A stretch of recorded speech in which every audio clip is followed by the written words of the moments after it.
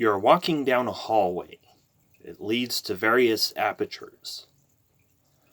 These exits can lead you to a new dimension, a dimension of not only sense and mind, but of spirit as well.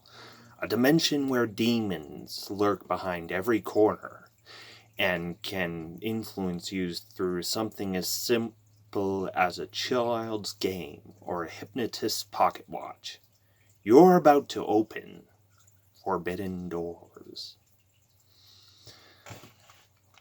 And that's what we're talking about this week. We're talking about a Christian YA horror propaganda book series called Forbidden Doors. And, of course, it's not specifically labeled as evangelical propaganda, but I've read the books and I'm making that call, and even the description for the series very much shows that it's supposed to be taken seriously, deadly seriously.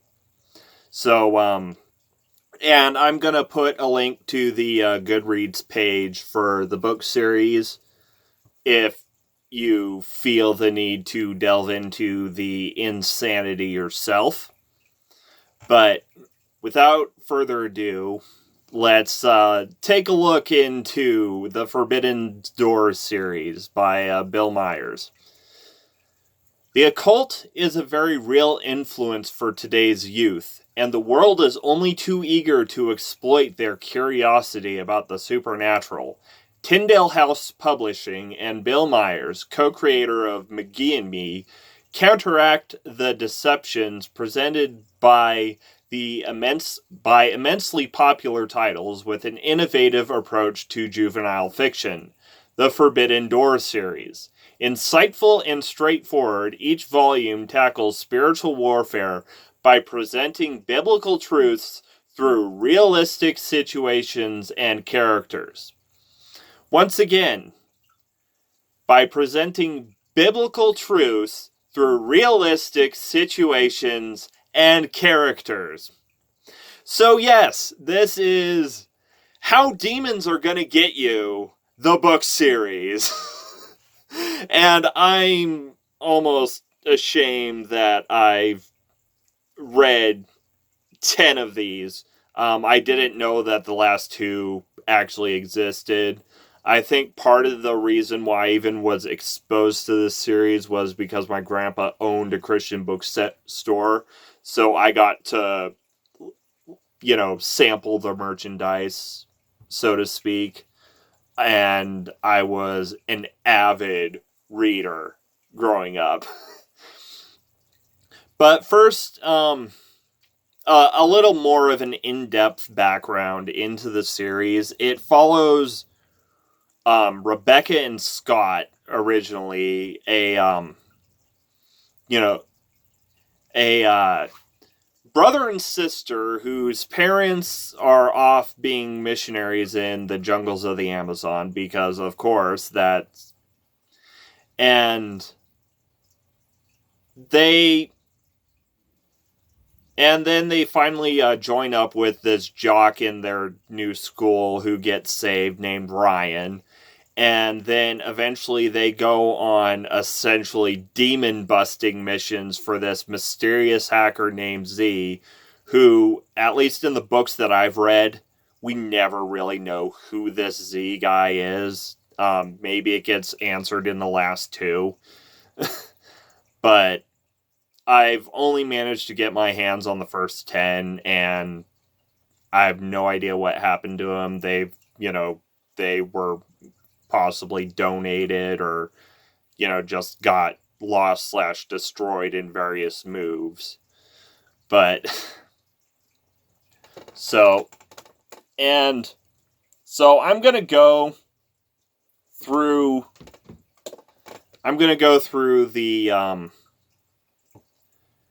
through the books that I have read and give a little let you know what each, that's topic, the concern that each book addresses. And if there is anything memorable about that specific book, I'll mention it, but these are very formulaic. It's like, they encounter this new thing, spooky stuff starts happening. They run into a demon. They shout scriptures at the demon and the demon dies. The end. It's very much how this tends to go. So anyways, book 1, The Society. So we meet our characters. We learn that they're back in the States because they're, living with their aunt or something, because their parents are missionaries in the Amazon or had died at being missionaries in the Amazon, and they're adjusting to this, new public high school. And they run into the Society, which is this clique of, like, occultist, goth, emo kids.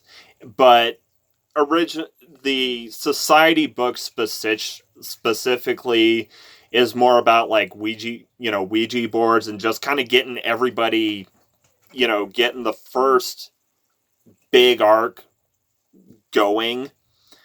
Because there are, like, 3 separate arcs that this series as a whole goes through. And, so the Society, we meet our characters, they confront the demon in the Ouija board, and they kill it with Bible verses. Book 2, The Deceived, which is about hypnosis and reincarnation. Basically, Rebecca, the sister, goes to a hypnotist and lets herself get hypnotized and starts believing that she's getting in touch with her past lives.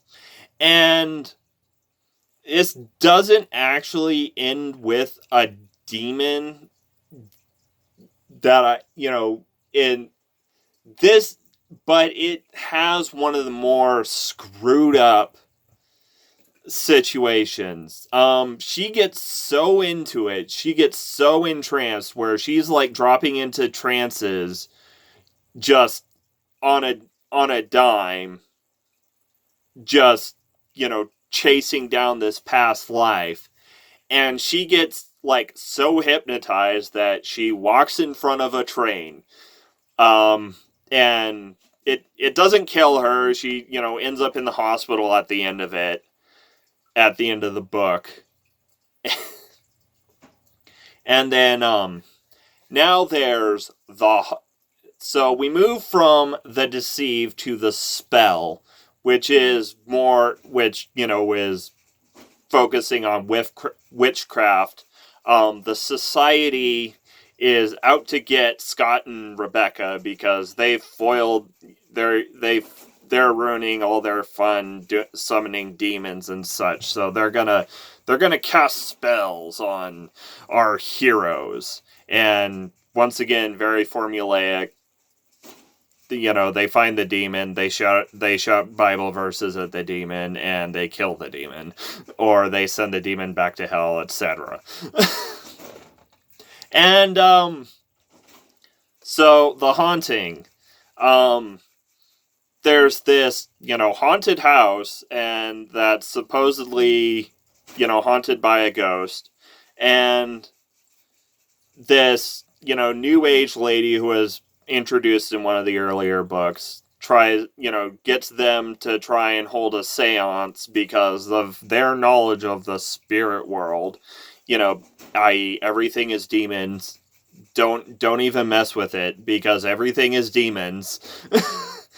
That's very much the through line of this series. There's only one case where I've read it and it wasn't demons, and we'll get to that. But so they go to the haunted house, they summon up the ghost. Surprise, surprise, the ghost was a demon. And then they shout scripture at it and, send it back to hell by shouting scripture at it because, the scripture is the sword of the spirit. So shouting scriptures at demons physically hurts them. Like, seriously, this is like if someone took the insanity of a chick tract and put it into, like, a somewhat more digestible book form. This is what the Forbidden Door series is. It's like it's everything is demons. The chick tract turned into books. So then there's the Guardian. Basically, one of their friends believes that they have a guardian angel / spirit guide / spirit guardian looking out for them and trying to lead them to enlightenment. Lather, rinse, repeat. It's a demon. They shout scriptures at it and they banish it back to hell. And it's either in The Haunting or The Guardian where Ryan ends up like, wow, all this demon stuff is freaky. I need to protect myself. So he accepts Jesus and becomes a Christian and to keep himself safe from the demons. And now we move on to the Encounter, which dual duty, covering aliens and automatic writing. Basically, one of the society people or one of their friends is, doing automatic writing and receiving messages from something beyond our world. And they actually go to, like, what looks like a downed spacecraft and run into the aliens, which, yes, are demons. And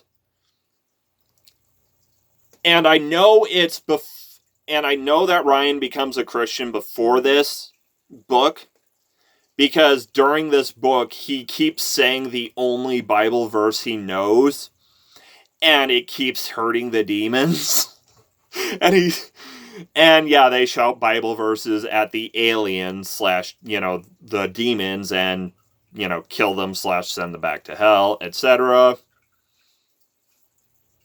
Now we move on from book 7 onwards, where this Z character who had been sending them, cryptic, helpful messages throughout the previous couple story arcs. And now he's sending them out on missions. And the curse takes place in Nolans. And yes, it's about voodoo. And yes, it's demons. And yes, they shout at the demons with Bible verses and send the demons to hell. Rinse, lather, repeat. The undead. They go to Transylvania, where a vampire movie is being filmed, and people are dying and being found without blood. And they're like, oh, are vampires really demons? And no, this is the one case where it isn't demons.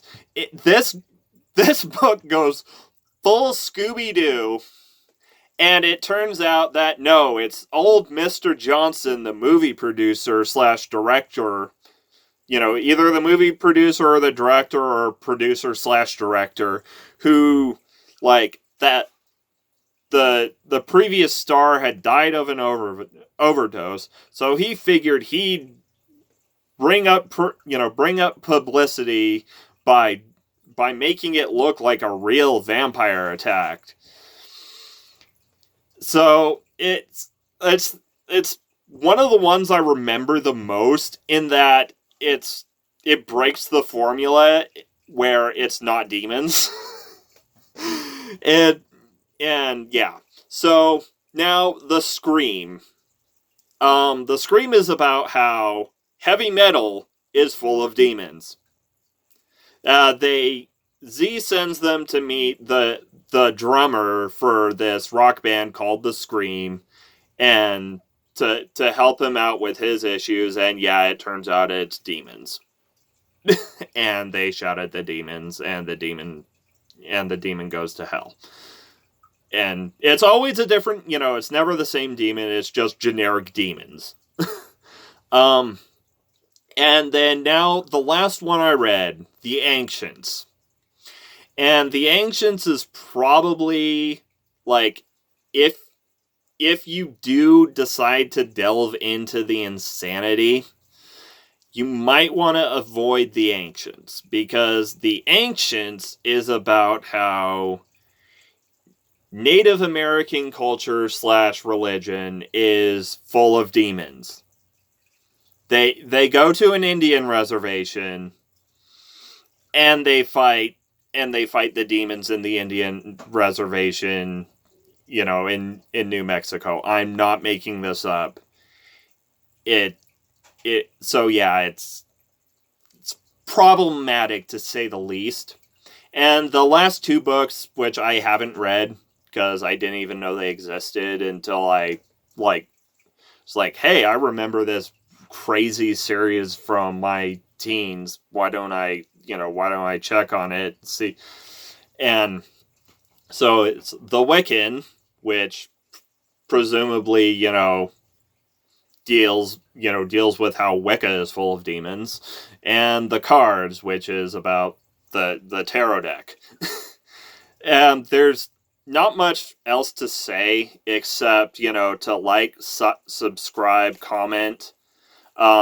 If I find any of these lying around at my place, I might go in depth into one of the, into one or another, as maybe like, X amount of subscriber special. But aside from that, all I can say is like, comment, subscribe, do all the YouTube things. Check me out on Twitter. And remember, indoctrination is a hell of a drug.